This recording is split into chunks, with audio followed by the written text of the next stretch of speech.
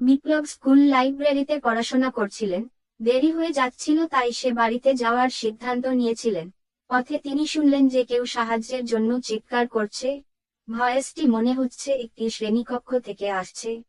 বিপ্লব যখন দরজাটি খুললেন, তিনি দেখতে পেলেন রায়ানকে ক্লাসের ভিতরে আটকে থাকতে।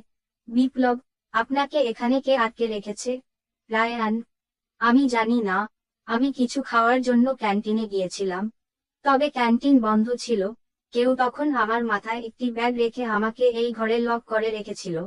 বিপ্লব, আগামীকাল আমরা তোমাকে যে লুকিয়ে রেখেছিল তাকে খুঁজে বের করব।